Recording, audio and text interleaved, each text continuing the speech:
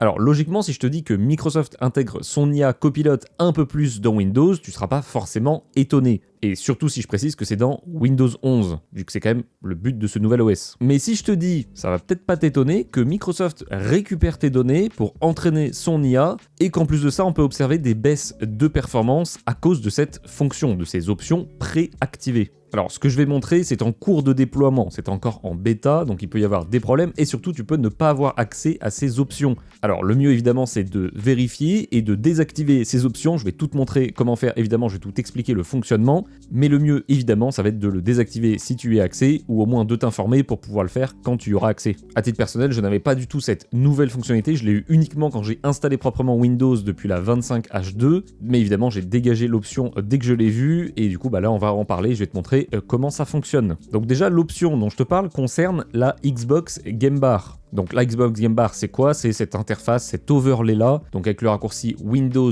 G sur ton clavier, qui te permet tout simplement d'avoir des raccourcis. On le voit ici, tu peux enregistrer ton écran, contrôler ton audio, vérifier tes performances, regarder tes captures d'écran, inviter tes amis. C'est un peu comme l'overlay Steam en plus complet, qui est pas forcément utile pour tout le monde. Moi par exemple, j'en ai absolument pas l'utilité, mais voilà, c'est quand même plus complet. Il y a plein de fonctions, dont la fonction dont je vais parler aujourd'hui. Donc la fonction en question, en fait, c'est un overlay, c'est un widget, et c'est pour ça que tu ne l'auras pas forcément, c'est-à-dire si tu fais Windows G et que tu ne le vois pas, c'est que tu ne l'as pas encore, c'est en bêta et ce n'est pas déployé pour tout le monde. Mais du coup, c'est bien une de ces petites applications, de ces petits widgets qui va causer les problèmes de performance et surtout, principalement, de vie privée de façon un peu hardcore quand même si en vrai je pense qu'il n'y a plus personne de vraiment étonné. Donc en fait le problème a été vu par cet utilisateur ici qui a fait remonter le problème, et le problème en question est très simple, donc ça va être lié à Gaming Copilot Beta, donc le widget que tu n'as pas forcément avec Windows G, donc la Game Bar, et en fait cet utilisateur là tout simplement surveillait son réseau internet, son trafic internet pour voir quelle application envoie quelles données, etc.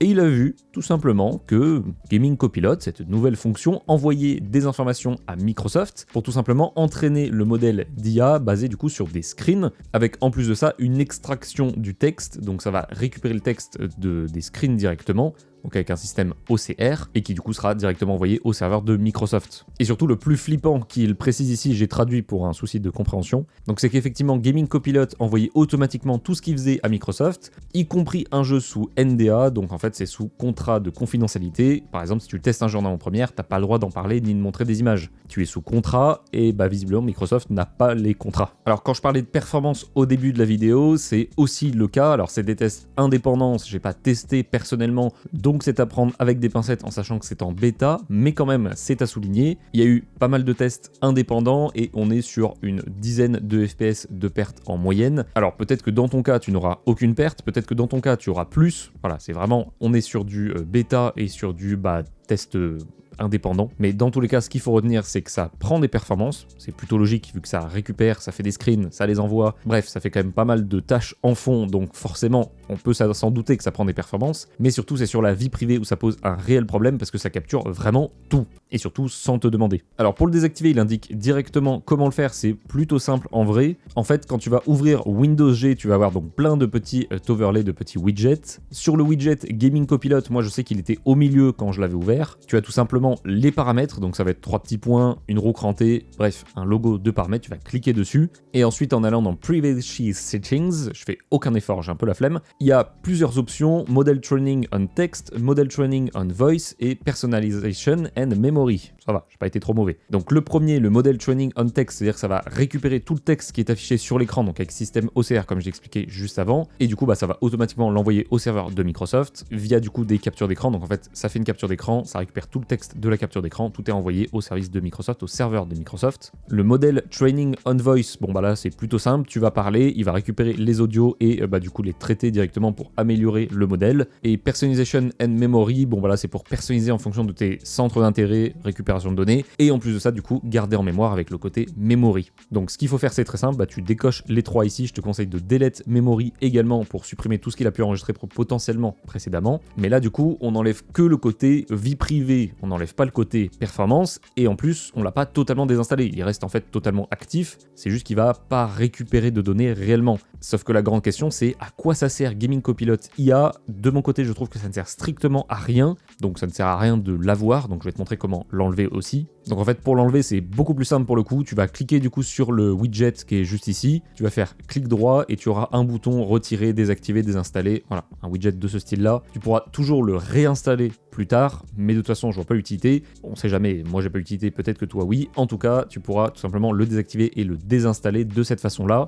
Et normalement, du coup, tu n'auras pas de problème de performance, pas de problème de récolte de données, parce qu'en plus de l'avoir désactivé, les récoltes de données dans les paramètres, tu as en plus désactivé carrément le widget. Par contre, tu as toujours la game bar. Si jamais tu veux totalement désactiver la game bar, que comme moi tu ne l'utilises pas, tu n'en as absolument pas l'utilité, et que du coup tu ne veux pas un truc inutile sur ton PC, un overlay, un raccourci clavier aussi, imaginons que tu fais Windows G, bah en fait ça t'active la game bar alors que tu l'utilises pas. Et bien pour le désinstaller c'est très simple, tu peux utiliser un logiciel comme Revo Uninstaller et ensuite chercher dans les applications Windows, tu verras la game bar le temps que ça charge. Là tu vois du coup que j'ai la game bar, je l'ai réinstallée juste pour la vidéo et du coup tu peux faire désinstaller, tu peux faire supprimer automatiquement tous les éléments restants, continuer et là en plus de se désinstaller, donc ce qui est en cours, ça va te supprimer aussi les résidus s'il y en a. Alors là j'ai la version payante du logiciel, tu peux utiliser la version gratuite qui fait largement le taf, surtout pour une désinstallation. Donc là du coup c'est fini. Je peux analyser, il va me dire s'il y a des choses à analyser et à détruire après des installations. Et là visiblement, bon il y avait quelques petites choses mais c'était pas énorme non plus, on est sur 211 KO mais au moins c'est nettoyé et désinstallé proprement.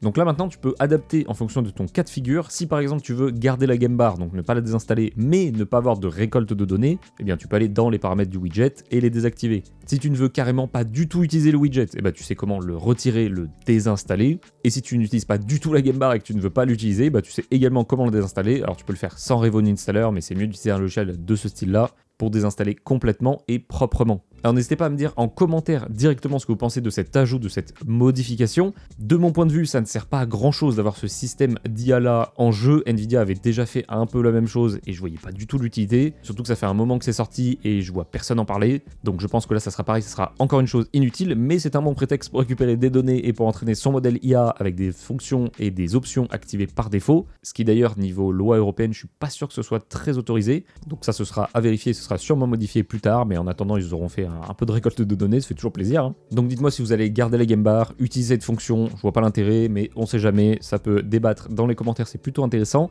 Et du coup, moi sur ce, je te dis à très bientôt pour une prochaine vidéo et bientôt l'annonce du gros projet de janvier que je tease depuis déjà plusieurs semaines, peut-être même plusieurs mois, je ne sais pas, mais bref, on arrive enfin à la quasi-fin de ce petit teasing, on arrive sur le leak finalement. Bref, on se dit à la prochaine pour une prochaine vidéo. Ciao ciao. Et évidemment, je ne l'ai pas précisé comme à chaque fois, mais n'hésite pas à t'abonner, liker, commenter, partager, ça fait toujours plaisir, ça aide au référencement. Et en plus de ça, si tu ne le savais pas, tu peux booster les vidéos pour améliorer encore plus le référencement, c'est gratuit évidemment, donc n'hésite pas à le faire si la vidéo t'a plu.